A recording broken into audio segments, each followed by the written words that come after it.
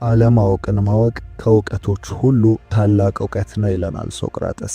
ታዲያ ዛሬ ሞኝ ሰዎች በቀላሉ የሚለዩበትን 7 ባህሪ ነግራችኋለሁ። ራሳችሁን ከሞኞች ተርታ ካገኛችሁት በፍጥነት አካሄዳችሁን በመቀየር ራሳችሁን ለውጡ። መልካም ልብ ካላችሁ ቪዲዮውን ላይክ በማድረግ ለብዙ ሰው እንዲደርስ ይተባበሩን። ምርኩዝ የሚሆን የህይወት ዘመን ትምህርትን ለማግኘት ደግሞ ምርኩዝ ቻናልን ሰብስክራይብ በማድረግ ቤተሰባችን ይሁኑ። አሁን በቀጥታ ወደ 7ቱ የሞኞቹ ባህሪ እንሂድ። የሞኝ ሰዎች ባህሪ ከሆኑት መካከል አንደኛ አውቃለሁ ማለት። ሞኝ ሰዎች ለመማር የተዘጋጁ አይደሉም። ስለ ሁሉም ነገር እንደሚያውቁና እንደነርሱ የሚያውቅ እንደሌለ ይመስላቸዋል። ሁሌም ትክክል እኔ ነኝ በማለት ይታወቃሉ። ግትር ናቸው። ሞኝ ሰው እንደማያድግና ህይወቱን እንደማይቀይር ከሚያስታውቅበት ባህሪ የመጀመሪያው አውቃለሁ ባይነት ነው። ሁለተኛው ከሚሰሩት በላይ ያወራሉ። ሞኝ ሰው ብዙ ጊዜ የሚያልቀው ሊያደርግ ስላሰበው ነገር በማውራት ነው። ማድረግ በሚኖርበት ሰዓት በወሬ ይጠመዳል። ሞኝ ሰው ስለ ህይወት ያልተረዳው ዋነኛው ምስጢር እንደርሱ ከርሱም በላይ የሚያወሩ ብዙ መሆናቸውን ነው። ትልቁ ልዩነት ተግባር ነው፣ ማድረግ ነው። ግን ሞኝ ሰው በሚያወራው ይጠመዳል፣ ከሚሰራውም በላይ በማውራት ይታወቃል። ስለዚህ ሞኝ ሰው ከሚለይበት ባህሪዎች ሁለተኛው ስለ ትልልቅ ህልሞች ያወራል፣ ነገር ግን ወደ መሬት የወረደ በቅደም ተከተል የሆነ እርምጃን አይወስድም። ሶስተኛ ፈጣን ለውጥን ይፈልጋል። ሞኝ ሰው ትዕግስት የለውም። ዛሬ የተከለውን ዛሬ በቅሎ ማየት ይፈልጋል። እኛ ሰዎች በህይወት ውስጥ ስኬትን ከፈለግን ለጊዜ ልንሰጠው የሚገባ ክፍተት ያስፈልጋል። ያማረ ውጤት ሁሉ የትዕግስት ውጤት ነው። ስለዚህ ሞኝ ሰው ይህንን ትልቅ ስህተት ይሳሳታል። ሁል ጊዜም ፈጣን ለውጥን ይጠብቃል። አራተኛ ለሁሉም ነገሮች ሌላ ሰዎች ተጠያቂ ያደርጋል። ሞኝ ሰው ኃላፊነትን መውሰድ የማይችል ሰው ነው። ለጥፋቶቹ ይቅርታንና ማስተካከያን ማድረግ ሲገባው ነገር ግን በሌሎች ላይ እጁን ይጠቁማል። ሰበበኛ ነው። እርሱ ጥፋተኛ ሲሆን ብዙ ምክንያትን ይደረድራል እንጂ አምኖ አይቀበልም። በሌሎች ላይ ደግሞ ለመፍረድ ይቸኩላል። ይህ የሞኝ ሰው አራተኛው መገለጫ ነው። አምስተኛ ለውጥን ይፈራል። ይሄ ማለት ሁልጊዜም ከእድገት ይልቅ ምቾትን ይመርጣል። ምቾትና እድገት ደግሞ አንድ ላይ ሊሄዱ የማይችሉ ነገሮች ናቸው። እሱ ደግሞ ሁሌም ለምቾቱ ቅድሚያ ይሰጣል። ስለሆነም ለውጥን ይፈራል ማለት ነው። ስለዚህ ይህ ሰው ስህተቱን ይደጋግማል። እንቅልፍ በማብዛቱ የመጣበትን ቢያውቅም ዳግም እንቅልፍን ይመርጣል። ሞኝ ሰው ከራሱ ስህተት ራሱ አይማርም። ተመሳሳይ ስህተቶችን ይደጋግማል። ለዚህ ነው ሞኝ ሰው 2 ጊዜ በእባብ ይነደፋል፣ አንዱን ሳያውቅ ሁለተኛውን እንዴት እንደነደፈው ሲያሳይ የሚባለው። ስለዚህ ሞኝ ሰው ምቾትን መርጦ ለውጥን ይፈራል ማለት ነው። 6ኛ የተቀመጠ ጎል፣ የተጻፈ እቅድ የለውም። ሞኝ ሰው ግር ባለበት የሚሄድ ነው። የሚፈልገውንና የሚያስደስተውን ለይቶ አያውቅም። መድረስ የሚፈልግበትንም ቦታ ለይቶ አያውቅም። ሞኝ ሰው ቀስትን ወርውሮ በተሰካበት ቦታ ላይ ሄዶ አክብቦ ዓላማዬን መታው የሚል ሞኝ ሰው ነው። የሚደርስበት ደግሞ የሚሄድበት የራሱ የሆነ የተቀመጠ የተጻፈ ግብና እቅድ የሌለው ሰው ነው። ይህ ከሞኞች ባህሪዎች 6ኛው ነው። 7ኛው ለጊዜ ዋጋ አይሰጥም። ሞኝ ሁሌም ወጣት እንደሆነ፣ ሁሌም ጠንካራ እንደሆነ የሚቆይ ይመስለዋል። አይኖቹ በእድሜ እንደሚፈዙ፣ ጉልበቱ እንደሚተሳሰር፣ መሮጥ እንደሚያቅተው አያስተውልም። ስለዚህ በጉብዝናው ጊዜውን ያባክናል በሱስ፣ በአሁን ዘመን ደግሞ በሶሻል ሚዲያ በማይጠቅመው ነገር ላይ ተተክሎ ይውላል። ለተሰጠው ጊዜ ዋጋ አይሰጥም። እነዚህ 7 ባህሪዎች የሞኝ ሰው መገለጫዎች ናቸው። እነዚህን እያደረጋችሁ ከሆነ አሁኑኑ አቁሙ፣ ራሳችሁንም አስተካክሉ። አንስታይን፣ ዳቪንቺ እና ቴስላ እነዚህን 3 የአእምሮ ስልቶች ተጠቅመውታል። እንደ ሊቅ ማሰብና የአእምሮአችሁን አቅም በእጅጉ ለመጨመር የሚረዳችሁን ምስጢር ማወቅ ትፈልጋላችሁ? እንግዲህ በታሪክ ውስጥ በታላላቅ ሰዎች ተርታ ለመግባት አዋቂ ሆኖ መወለድ አያስፈልግም። አሊያም እንደ ሀገራችን ባህል አብሾ ሆነ ሌሎች ነገሮችን መጠቀም አያስፈልግም። ዋናው ጉዳይ መርሁን ማወቅ ነው። ለዛም ነው ተንቀው የነበሩ እንደ አንስታይን ያሉ ሰዎች የላቀ አስተሳሰብ ውስጥ የገቡት። አንስታይን፣ ዳቪንቺና ቴስላ ከሁሉም ሰዎች የሚለዩት የራሳቸው የሆነ የአእምሮ ስልቶች ስለነበራቸው ነው። እናም ዛሬ እነዚህን ድንቅ ልሂቃን እንዲያስቡ የሚያግዛቸውን 3 የአስተሳሰብ ስልቶች አካፍላችኋለሁ። እነዚህ ቀላል ልማዶች ችግሮቻቸውን ለመፍታት፣ ፈጠራዎችን ለመፍጠርና ዓለምን ለመቀያየር የተጠቀሙባቸው ናቸው። መልካም ልብ ካላችሁ ይህ ቪዲዮ ለብዙ ሰው እንዲደርስ ቪዲዮውን ላይክ በማድረግ ይጀምሩ። ምርኩዝ የሚሆን የህይወት ምክርን ለማግኘት ምርኩዝ ቻናልን ሰብስክራይብ በማድረግ ቤተሰባችን ይሁኑ። አንደኛው ሾሺን የጀማሪው አእምሮ ለዘላለም ለማወቅ ጉጉ ሁኑ ይላል። በመጀመሪያ የጀማሪው አእምሮ ስል ምን ለማለት ፈልጌ መሰላችሁ? በቀላል አነጋገር በጣም ብልህ ሰዎች ብዙ ጥያቄዎችን ይጠይቃሉ። ሁሉንም አውቃለሁ ብለው ግን አያስቡም። ይልቁንም አዲስ ዕውቀትንና ጥልቅ ግንዛቤን በመፈለግ እንደ ጀማሪ ወደ ዕውቀት ዓለም በጉጉት ይገባሉ። እናንተም ከገበታው ለመብላት እጅግ ስግብግብ ልትሆኑ ይገባል። ከተለመዱ አባባሎች መካከል ዕውቁ ፈላስፋ ሶቅራጠስ ያለውን እናንሳ። እኔም አውቀው አለማወቄን ነው። አስተውሉ፣ ሶቅራጠስ ምንም የማያውቅ ሰው ስለነበረ አይደለም፣ ሁሌም አእምሮውን ለጥያቄ ክፍት ስላደረገው እንጂ። አንስታይንም ማንም ሊጠይቀው ያልደፈረውን በመጠየቅ ይታወቅ ነበር። መልሱን ግን አለኝ ብሎ መቼም አስበው አያውቅም። ሁሌም ይፈትሽ ነበር። እንደ ሊቅ ለማሰብ ከፈለጋችሁ ሁሉንም ነገር በመጠየቅ ጀምሩ። ነገሮችን በአቦ ሰጥ እንዳትቀበሉ። ለምን እና እንዴት ብላችሁ ሁል ጊዜም ጠይቁ። መማርን በፍጹም አታቋርጡ እና በቂ ዕውቀት እንዳላችሁ በፍጹም አድርጋችሁ አታስቡ። የማወቅ ጉጉት ያለው አእምሮ ክፍት አእምሮ ነው። እናም ክፍት አእምሮ ለአዳዲስ ሐሳቦችና ለአዳዲስ መፍትሄዎች መግቢያ ነው። ትዕቢተኛ አዋቂ ሁሌም አውቃለሁ ብሎ ያስባል። ያቺን ቁንጽል ዕውቀቱን ለአደባባይ ሊያቀርባት ይሯሯጣል። እውነት እላችኋለሁ ከእንደዚህ አይነቱ ጋር ወዳጅ ራሱ ባትሆኑ ብዙ ታተርፋላችሁ። ይህ የጀማሪው አእምሮ ሾሺን ጽንሰ ሐሳብ በዜን ቡዲዝም ውስጥ ሕይወትን ክፍትና የማወቅ ጉጉት ባለው አመለካከት ላይ ማቅረብን ያስተምራል። ልክ እንደ ጀማሪ ማወቅን እንደ አዲስ እንደሚፈልግ ሰው እንደሚያደርገው ምንም አይነት ዕውቀት ሳይኖር እንደሚጀምር ዕውቀትን በመፈለግ መኖር። ይህ አስተሳሰብ ቀጣይነት ያለው እድገትን፣ ፈጠራንና ጥንካሬን ያበረታታል። በአንድ ወቅት አንድ ዕውቀትን ፈላጊ ወደ አንድ ጠቢብ ጋር መጣና እንደ እርሳቸው አዋቂ መሆን እንደሚፈልግና አእምሮውን እንዴት ሊጠቀም እንደሚችል እንዲረዱት ጠየቃቸው። እሳቸውም ምንም ሳይሉት ተከተለኝ ብቻ ብለውት ወደ ጫካው አመሩ። ወጣቱም ምንም ሳይላቸው ተከተላቸው። ልክ አንድ ውሃ ዳርቻ ጋር ሲደርሱ ባላሰበው ፍጥነትና ቀልጥፍና ወጣቱን ጠምዝዘው ወደ ውስጥ ደፈቁት። ዘለግ ላለ ሰከንዶች ያዙት። ተወራጨ፣ ተፍጨረጨረ። ከዛም ለቀቁት። ፊቱ ተቀያይሯል። አተነፋፈሱ አልተረጋጋም። ይሄኔ እኚህ ጠቢብ ውሃው ውስጥ እያለ አጥብቀ የፈለግከው ምንድነው አሉት። ወጣቱም መልሶ አየር አለ። ጠቢቡም ልክ እንደዚህ ዕውቀትን ፈልጋት ብለው ተለዩት። ዕውቀትን መፈለግ ከባድ የሚያደርገው ነገር አለማወቅን ለራስ መናገሩ ላይ ነው። ታዲያ ይህን ያክል እንዲህ ካልኳችሁ ካልቀረ እስቲ ራሳችንን ይህንን ጥያቄ እንጠይቀው። የጀማሪዎች አእምሮን መያዝ ወይም ማዳበር ለምን አስፈለገ? ምክንያቱም አንደኛ ጀማሪ ተማሪ መሆን የዕድሜ ልክ ትምህርትን ስለሚያበረታታ። ለማወቅ ጉጉት ሲሰማችሁ ማደጋችሁን አታቆሙም። ሁለተኛ ኢጎን ወይም የራስ ኩራትን ይቀንሳል፣ እናም ትህትናን ይጨምራል። ሁሉንም ነገር አውቃለሁ ብላችሁ ከመገመት ይልቅ ለአዳዲስ እይታዎች ራስን ክፍት ያደርጋል። ሶስተኛ ችግርን የመፍታት አቅምን ያሻሽላል። ተግዳሮቶችን በአዳዲስ አይኖች ማየትና ወደ ፈጠራና ወደ መፍትሄያዊ ሐሳቦች ያመራል። በመጨረሻም ፈጠራን ያሳድጋል። የማወቅ ጉጉት ያለው አእምሮ ከተለመደው ውጪ ይመረምራል፣ ወደ ጅማሬያዊ ሐሳቦችም ያመራል። በዛም ላይ መላመድን ይገነባል። ለመማር ክፍት መሆን ለውጦችን ለመቀበል ቀላል ያደርጋል። የጀማሪ አእምሮን እንዴት ማዳበር እንችላለን? ተጨማሪ ጥያቄዎችን ጠይቁ። ሁኔታዎችን ከመገመት ይልቅ በጉጉት ቅረቡ። ሁለተኛ፣ እርግጠኛ አለመሆንን ተቀበሉ።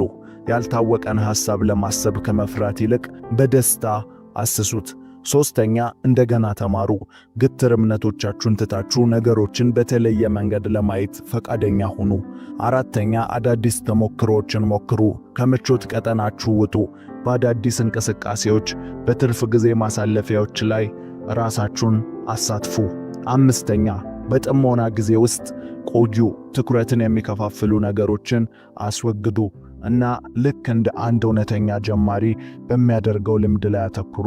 ማሳሰቢያ፣ ዕውቀት አካብቱ ሲባል አንዱን በቅጡ አውቀው ሳይጨርሱ ወደ አንዱ መግባት እንዳልሆነ በደንብ አስተውሉ።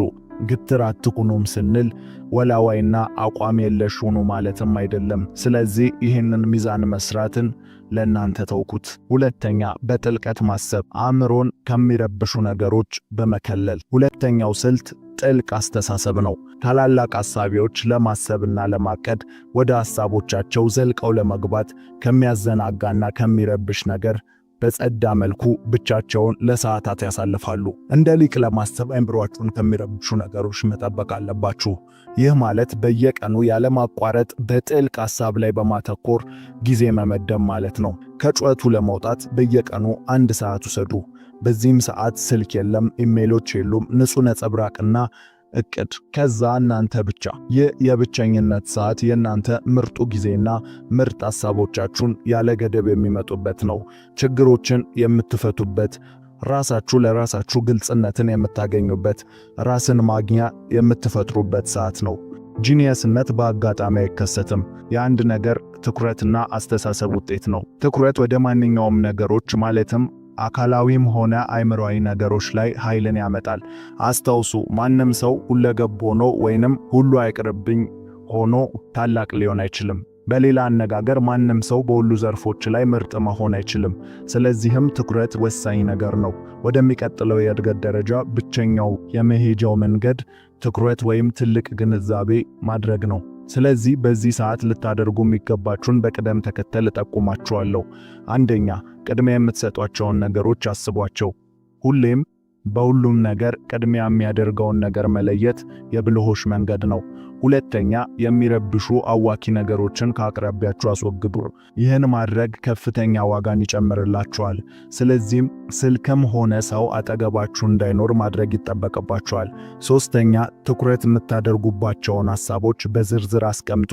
ይህም የተበታተነና የተሰባበረ ሐሳብን ከማሰብ ያድናል። ታላላቆች ክባቸው ትልቅ የሚመስል ግን ትንሽ በብዙ ነገር ያልተከበበ ነው። ሶስተኛ፣ የአእምሮ ሙከራ፣ በሐሳቦች መጫወት። በመጨረሻም የአእምሮ ሙከራ የሚለውን ሕግ እናያለን። ነገሮች በጣም የሚሳሳቡበት ቦታ ይህ ነው።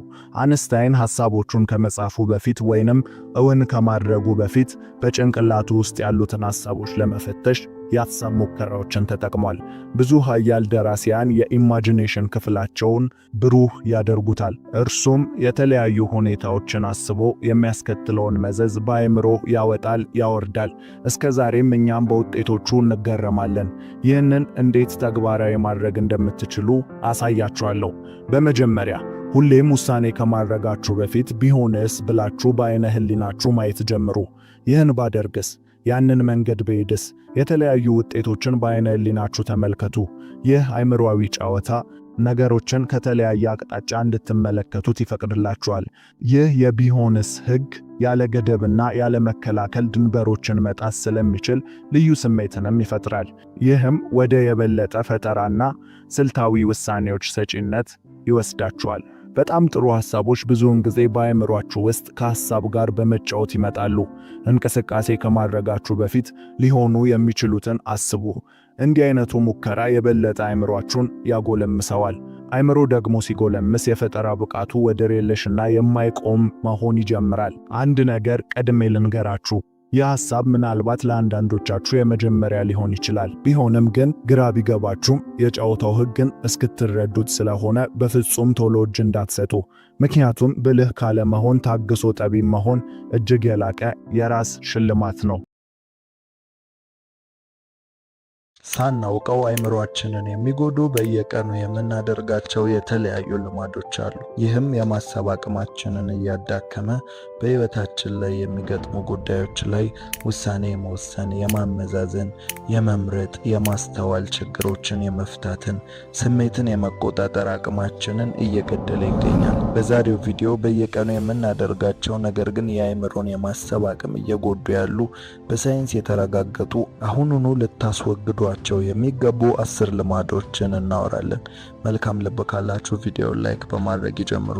ለዚህ የቁም ነገር ቻናል አዲስ ከሆኑ ሰብስክራይብ በማድረግ ቤተሰባችን ይሁኑ።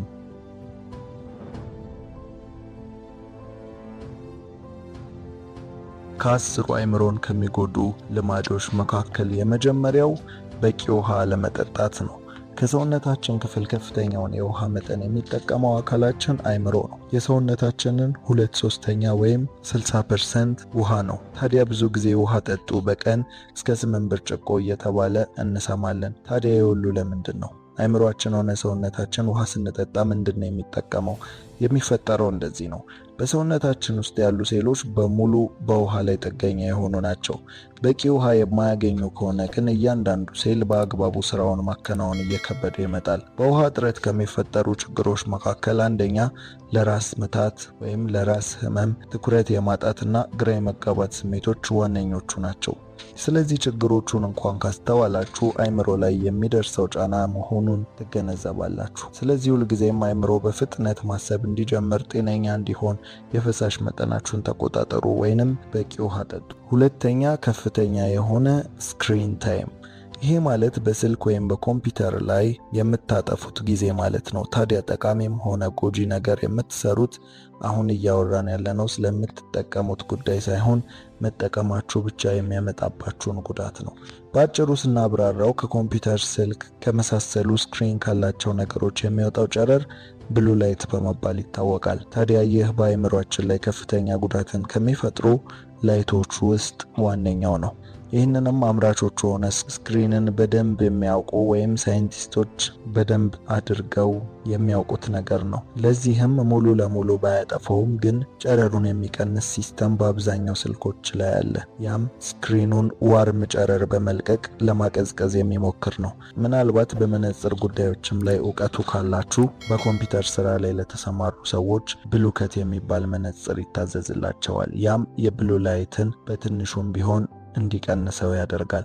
ነገር ግን ሙሉ ለሙሉ ከዚህ ጨረር ነፃ መሆን አይቻልም። ግን ይህንን ስላችሁ አትጠቀሙ ሳይሆን ብዙ ሰዓትን አታጥፉ እያልን ነው። በተጨማሪም ግዴታ ከሆነባችሁ ከየትኛውም መነጽር መሸጫ ልክ እንደ ሶላር መነጽር ሁሉ ብሉከት ብትሉም ይሰጣችኋል። ያንን ብትጠቀሙ እንመክራለን። እዛ ድረስ ያህል ተጠቃሚ አይደለውም ካላችሁ እንኳን ግን በስልክ ውስጥ የሚገጠመውን ብሉከት ኦን በማድረግ እንድትጠቀሙ እንመክራለን። ታዲያ ግን ይህንን ነጥብ በስክሪን ላይ የምታሳልፉትን ጊዜ ቀንሱ ለማለት ያነሳነው ነጥብ ነው። ምክንያቱም ስክሪን ላይ የምታሳልፉት ጊዜ አእምሮአችሁን እየጎዳው ስለሆነ። ሶስተኛ እንቅልፍ ማጣት ነው። አእምሮ ከፍተኛውን ሪከቨሪ ወይም ራሱን የሚያድስበት ጊዜ የእንቅልፍ ሰዓት መሆኑን ወቁ። ታዲያ በከፍተኛ ውጥረት እየሰራችሁ በስራም ቢሆን በተለያየ ምክንያት በጥናትም በማንበብም በምንም እንቅልፋችሁን አትጡ ወይም ሰውነታችሁን እንቅልፍን እንዲያጣ አታድርጉ። ይህ ማለት ያጠናችሁት፣ ያነበባችሁት፣ የሰራችሁት ሁሉ በአእምሮ ሜሞሪ ስር የሚመዘገበው በቂ እንቅልፍ በመተኛት ስለሆነ ነው። ስለዚህ አስፈላጊና በቂ እንቅልፍን አድርጉ።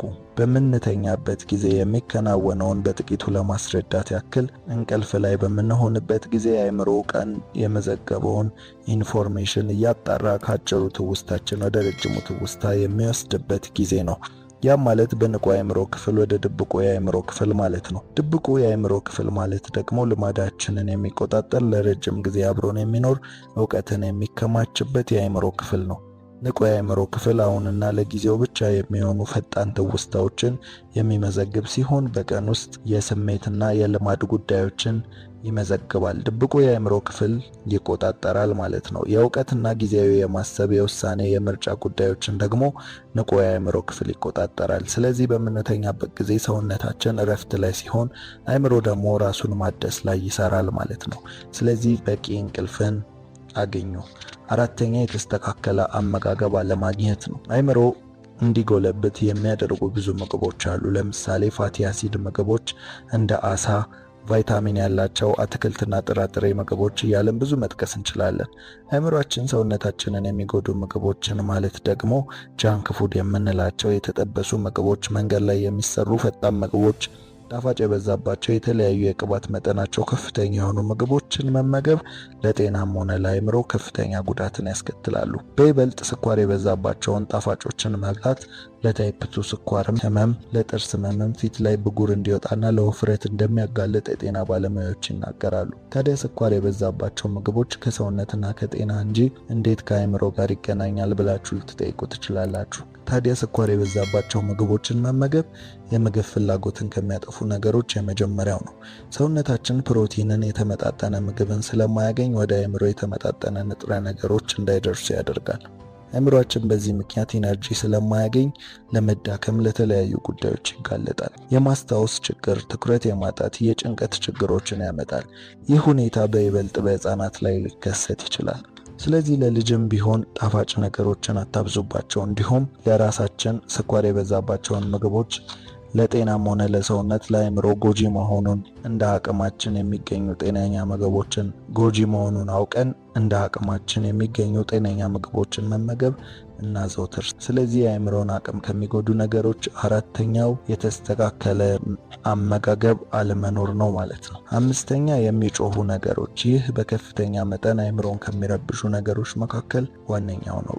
ይህ በሁለት ሁኔታዎች ሊከሰት ይችላል። አንዳንዴ በአካባቢያችን ባሉ ነገሮች፣ ለምሳሌ ያክል በአቅራቢያችን በሚገኙ ሙዚቃ ቤቶች፣ ጭፈራ ቤቶች፣ የመኪና ድምጾች እንዲሁም ከፋብሪካ የሚወጡ የትኛውም አይነት የማሽን ድምጾች ቀስ በቀስ አእምሮን እየጎዱና ውስጣችን ያለውን የመረጋጋት ስሜት እየረበሹ የሚሄዱ ነገሮች ናቸው። እነዚህ ነገሮች ለራሳችንን እንዳናዳምጥ እና በተረጋጋ መንፈስ ማሰብ እንዳንችል የሚያደርጉ ነገሮች ናቸው።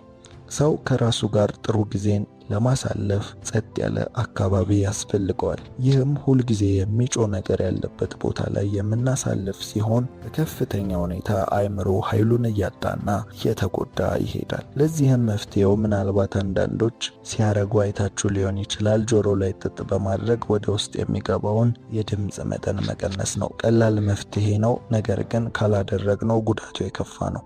ሁለተኛው ደግሞ ኤርፎን ወይም ኤርፓድ ወይም ሄድሴትን በምንጠቀምበትና ሙዚቃ ወይም መዝሙርን በምናዳምጥበት ጊዜ ድምጹን ጮክ ማድረግ ነው። ለጆሮ ብቻ ሳይሆን ለአእምሮም ጉዳት ያጋልጠናል። ስለዚህ ድምጹን ዝቅ በማድረግ ማዳመጥ ያስፈልገናል ማለት ነው። በብዛት ያሉ ስልኮች ድምጽ ስንጨምር ራሱ በተለያየ መንገድ ከሚፈለገው በላይ እንደሆነ ያመለክቱናል። አንዳንድ ስልኮች በቀጥታ በጽሁፍ በመንገር ኦኬ ካልን ብቻ ድምጹን ይጨምራሉ። አንዳንድ ስልኮች ደግሞ በቀለም ከሆነ ስቴፕ በኋላ ድምጽ መጨመሪያው ቀይ በመሆን ዋርኒንግ ወይም አደጋ ያለው አጠቃቀም ላይ እንዳለን ያመለክቱናል። ስለዚህ በተቻላችሁ መጠን በጆሮ ማዳመጫ ስታዳምጡ ድምጹን ዝቅ አድርጋችሁ ማዳመጥ ከአእምሮ ላይ ካሉ አደጋዎች እንደሚከላከል ሁልጊዜም አስታውሱ። ስለዚህ በአጠቃላይ አምስተኛው ነጥብ ጮክ ካሉ ድምጾች ራስን መጠበቅ ነው። ስድስተኛ ሱሶች ነው። ይህንን ስንል ብዙ አይነት ሱሶች አሉ የአእምሮን ጤና የሚናኩ። ታዲያ ከነሱ በከፍተኛ ደረጃ የፖርኖግራፊ ሱስ ሲሆን ስለሱ በሌላ ቪዲዮ በተብራራ መንገድ እንሰራላችኋለን። ከፖርን ቀጥሎ ግን በከፍተኛ ሁኔታ የአእምሮን ጤና ከሚጎዱ ሱሶች መካከል ሲጋራና መጠጥ በከፍተኛ ደረጃነት ተመዝግበዋል። ሁላችንም መጠጥን፣ ሲጋራን የተለያየ ጉዳት እንዳላቸው ለጤናም ተስማሚ እንዳልሆኑ እናውቃለን። ነገር ግን ዛሬ የምነግራችሁ ከሰውነት፣ ከጉበት፣ ከሳምባ ጉዳታቸው በተጨማሪ ሁለቱም ሱሶች በቀጥታ የአእምሮን የማሰብ አቅም የሚጎዱ መሆናቸውን ነው። አእምሮ ለማሰብ ከፍተኛ የሆነ የኦክሲጅን መጠን የሚጠቀም ሲሆን ሲጋራ ማጨስ ወደ አእምሮ የሚደርሰውን የኦክሲጅን መጠን በከፍተኛ ሁኔታ ይቀንሰዋል። ከዛም በተጨማሪ ሲጋራ በውስጡ በያዘው ኒኮቲን አማካኝነት ለአእምሮ ጊዜያዊ መነቃቃት፣ ነገር ግን ያለ ኒኮቲን ያለ መነቃቃትን ይፈጥራል። ያም አእምሮ በጥቂቱ ነቃ ለማለት ከቀን ወደ ቀን የሚያስፈልገው የኒኮቲን መጠን እየጨመረ ከአንድ ሲጋራ ወደ ፓኮ ወደ 2 ፓኮ እያደገ የሲጋራ ጥገኛ እንሆናለን ማለት ነው። ይህም በአጭሩ ሱስን ይፈጥራል ማለት ነው። ይህ ታዲያ በአእምሮ ላይ ሁሌም ተፈጥሯዊ ያልሆነ ጊዜያዊ መነቃቃትን የሚፈጥር ሲሆን ያም ከጊዜ ወደ ጊዜ አእምሮ በራስ መቻሉን፣ ትኩረቱን፣ ማስተዋሉን ሁሉ እያጣ ይሄዳል ማለት ነው። በዚህም ምክንያት አእምሮ በከፍተኛ ሁኔታ እየተጎዳ ይሄዳል። ወደ አልኮል መጠጥ ስንሄድ ደግሞ አልኮል አእምሮን መጉዳት የሚጀምረው ጉበት አልኮልን ማጣራት ሲያቅተው በደም ውስጥ መሰራጨት ከሚጀምርበት ጊዜ አንስቶ ነው። አንድ ሰው አልኮልን በሚጠጣበት ወቅት ዶፓሚንን በከፍተኛ ሁኔታ በአእምሮ ስር መለቀቅ ይጀምራል። ዶፓሚን የደስታ ሆርሞን የሚባለው ነው። ታዲያ የኬሚካል ተፈጥሯዊ ባልሆነ መንገድ ሲጨምር ጊዜያዊነቱና ጥገኝነቱ እየጨመረ ይሄዳል። ዶፓሚን በተፈጥሯዊ መንገድ እንዲሰራጭ ማድረግ እየከበደን ይመጣል ማለት ነው።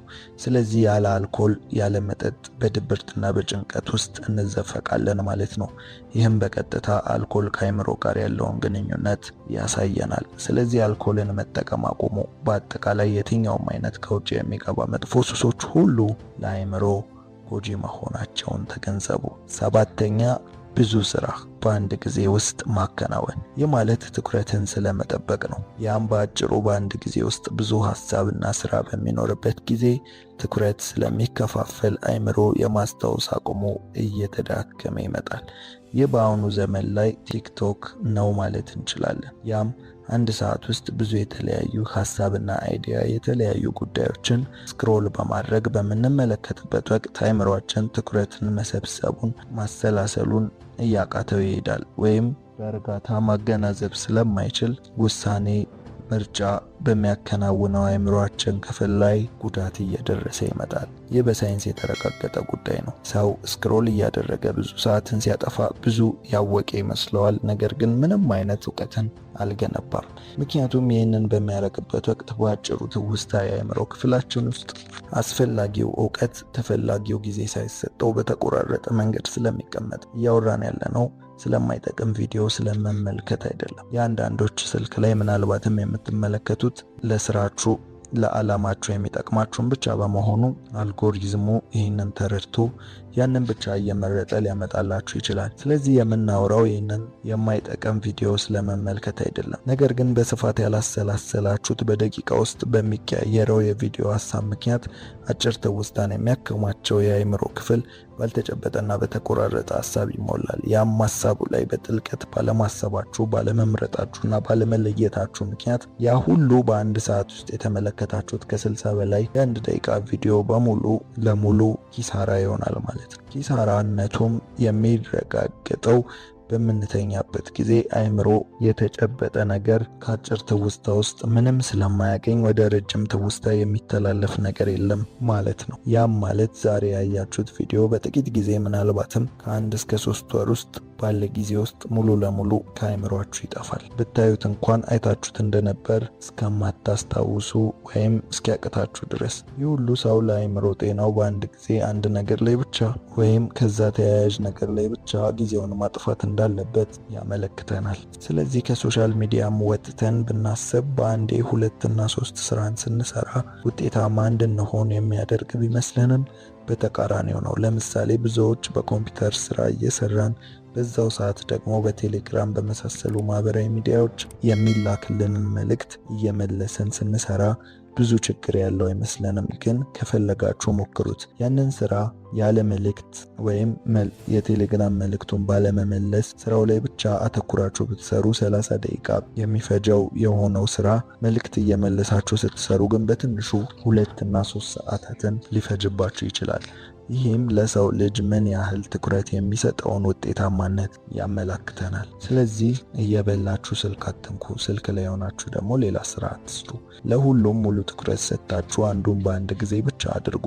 ያ የሚሰጠውንም ውጤት ትመለከታላችሁ። 8ኛ ጭንቅላትን ተሸፋፍኖ መተኛት። እስከ ጭንቅላት ተሸፋፍነን ስንተኛ ወደ ጭንቅላታችን የሚገባው የካርቦን ዳይኦክሳይድ መጠን ይጨምራል፣ እንዲሁም ኦክስጅን ይቀንሳል። ይህም አእምሯችን በከፍተኛ መጠን የሚጠቀመው ወሳኝ የሆነውን ኦክስጅን ማነስና የካርቦን ዳይኦክሳይድ መጠን መጨመሩ በመጠኑም ቢሆን ጭንቅላት ላይ ጉዳትን ያስከትላል። ምክንያቱም ግልጽ ነው፣ ጭንቅላታችን በአግባቡ ስራውን ለማከናወን የሚጠቀመው ኦክሲጅንን ስለሆነ ነው። ከምትተነፍሱት ትንፋሽ አብዛኛው ኦክሲጅን ይዘት የሚሄደው ወደ ጭንቅላት በመሆኑ ምክንያት፣ ስለዚህ በምንተኛበት ጊዜ ኦክሲጅንን እያስቀረን ካርቦን ዳይኦክሳይድን እናስወጣለን። ግን አዲስ አየር ስለሌለ ያንን ካርቦን ዳይኦክሳይድ መላልሰን ስለምናስገባ የኦክሲጅን እጥረት ይገጥመናል። ይህም በጭንቅላት ላይ በመጠኑም ቢሆን ጉዳትን ያስከትላል። 9ኛ እንቅስቃሴ አለማድረግ ነው። ለማስታወስ፣ ለትኩረት፣ ለንቃት ከሚጠቅሙን ነገሮች ዋነኛው የሰውነት እንቅስቃሴ ነው። ታዲያ ይህንን ካልን የሰውነት እንቅስቃሴ አለመኖር በቀጥታ ጉዳት አለው ማለት ነው። ያም ማለት ስራችን መቀመጥ ወይም መቆም ብቻ የሚጠይቅ ከሆነ ከጤናም ባሻገር በአእምሮ ላይ አይነተኛ ጉዳት ያስከትላል። ያም ድብርት፣ ጭንቀት፣ መፍዘዝ የመሳሰሉ ነገሮችን ማለት ነው። ስለዚህ ይህንን ለመከላከል እንቅስቃሴ ያስፈልጋል ማለት ነው። ግን እንቅስቃሴ ስንል ሁልጊዜም ከባባድ ስፖርት ማለት እንዳልሆነ ልብ ልትሉት ይገባል። ወክ ማድረግ፣ መንጠራራት፣ ባለንበት ሰውነታችንን በጥቂቱም ቢሆን ማፍታታት እንቅስቃሴ ነው። ስለዚህ ይህንን በማድረግ አእምሯችሁን ጠብቁ። 10ኛውና የመጨረሻው መጥፎ ሀሳቦች ነው። ይሄ ዋነኛው አእምሮን ከሚጎዱ ነገሮች መካከል በቀዳሚነት ሊጠቀስ የሚገባው ነው። ይህ ማለት አእምሮ በእናንተ በምትናገሩት ነገር ላይ ሙሉ ለሙሉ እምነትን ያሳድራል። ይህም ማለት ለራሳችሁ የምትነግሩት አልረባም አልጠቅመም በሆነ ቁጥር አእምሮ እየተጎዳ እስከ እብደት ድረስ ለሚደርስ የከፋ አደጋ ሊያጋልጣችሁ ይችላል። እንደዚሁም በየቀኑ ለአእምሯችሁ መልካም ነገርን የምትነግሩት ከሆነ ደግሞ ሴሎቹ እየበለጸጉ በደንብ እየጎለበቱ ይሄዳሉ። ስለዚህ ንቁና ትኩረት ያለው የማስተዋል መጠኑም ከፍ እያለ ይሄዳል ማለት ነው። ስለዚህ ሁልጊዜም አእምሮ እንዳይጎዳ መጥፎ ሀሳብን አስወግዱ። ይህንን ስንል ስለ ራሳችሁ ብቻ ሳይሆን ስለ ሰውም ቢሆን ያላችሁን መጥፎ ሀሳብና ሴራ ቀመር አስወግዱ። ምክንያቱም ሁሉን ነገር ኢነርጂ ነው። ስለዚህ መጥፎ ሀሳብ፣ መጥፎ ኢነርጂ ወደ እናንተ ስለሚስብ ሳታውቁት ጨለምተኛና ውስን ሀሳቢ ትሆናላችሁ። ስለዚህ በአጠቃላይ መጥፎ ሀሳብን አስወግዱና በምትኩ በመልካም ሀሳብና በምስጋና ተሞሉ። ያኔ አእምሯችሁ በከፍተኛ መጠን መሻሻል ይጀምራል። የአእምሮ የማሰብ መጠናችሁንም ጀምራል። ለዛሬ ያዘጋጀንላችሁ ይሄ ነበረ። ከተመቻችሁ ላይክ፣ እስካሁን ለዚህ የቁም ነገር ቻናል አዲስ ከሆኑ ደግሞ ሰብስክራይብ በማድረግ ቤተሰባችን ይሆኑ። እናመሰግናለን።